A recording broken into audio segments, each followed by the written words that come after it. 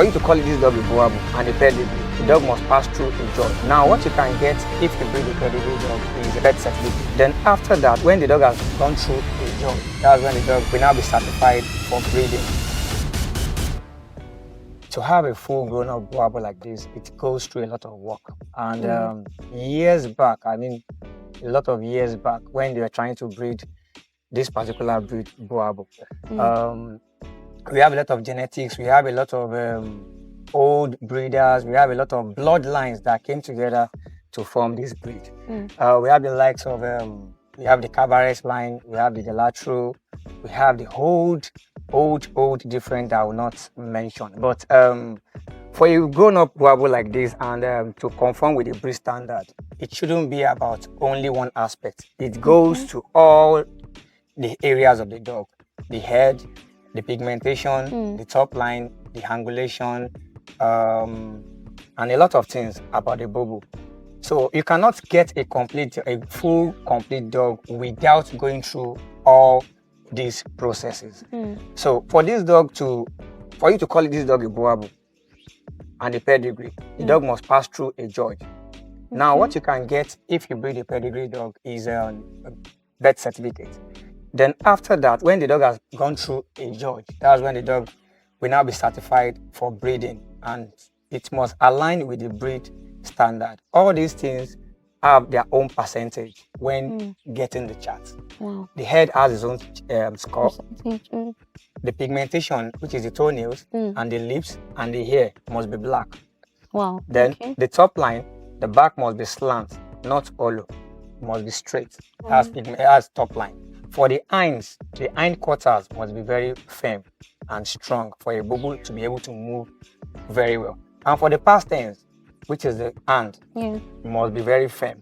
It must not go like this. It must not be flat. So all those things have their own score under the chart of the breed standard. So to have a full grown-up pedigree, it goes into a lot. We have a lot of work to do to get it. You can't just call a dog a pedigree without working on those areas. So that's what we call them pedigree. Wow, that's really amazing. Like, you just explained everything. I think you even answered my second question, because I wanted to ask you what should be considered, what should breeders consider, during the assessment. But I think you've spoken about that already. So importation is a lot, right? So what should breeders consider when importing a Boerboel?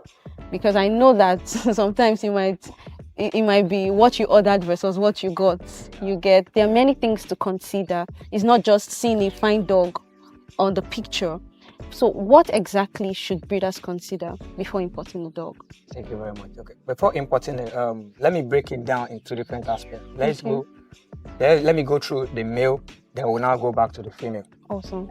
Before getting a female, you need to check the litter history of that particular dog. So when you have a litter history of, this dog that you want to buy, the mother gave birth to 11 puppies, definitely, if the female is a high litter dog, you will pass it to the offspring. Sure. So you check the history. Is the mother lactating well? Is the mother giving birth naturally? Is it through CS? Is the mother lazy? All those things you need to ask. But in this world now, we have a lot of breeders. Most will not go straight and tell you, okay, this dog is a good dog. This dog will give birth. The mother give birth naturally. The mother lactates well.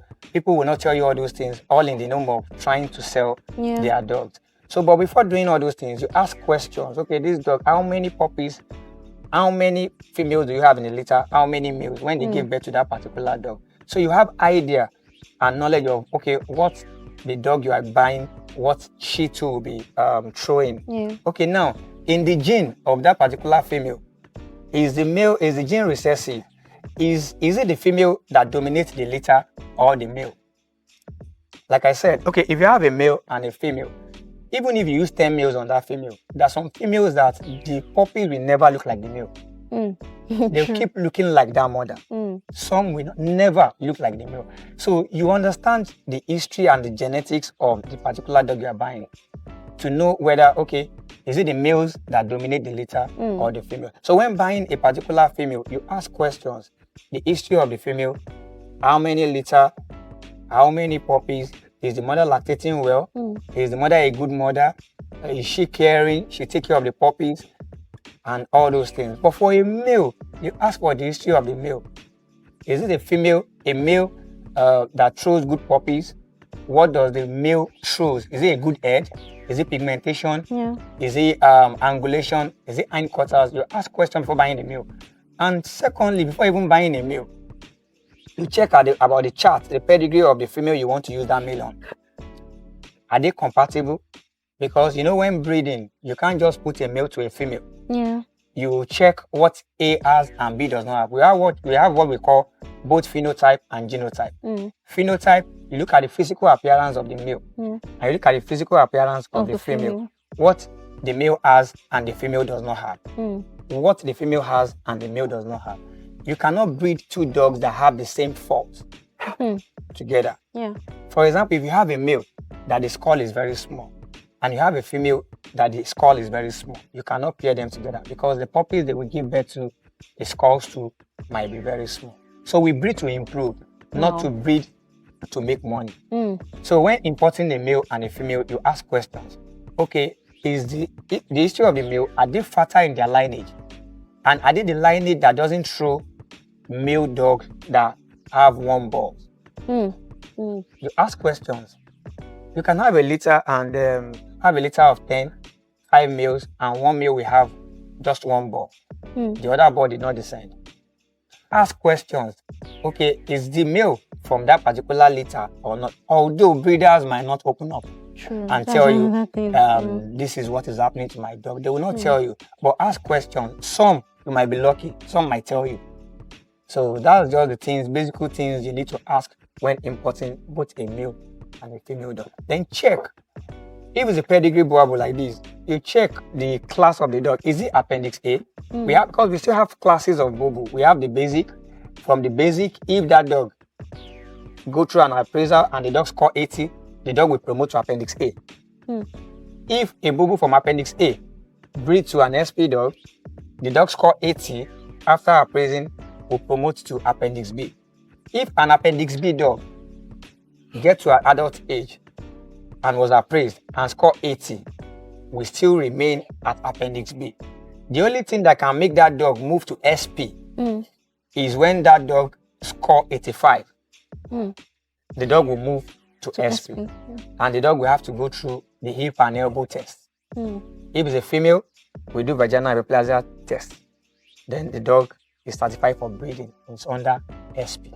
So we have different classes of the breed, which is basic, from basic to Appendix A to Appendix B, Appendix B to SP. Then after SP, if an SP dog score 85 and above and go through the hip and elbow test and vaginal hyperplasia, then the dog pass, the dog will move to SR.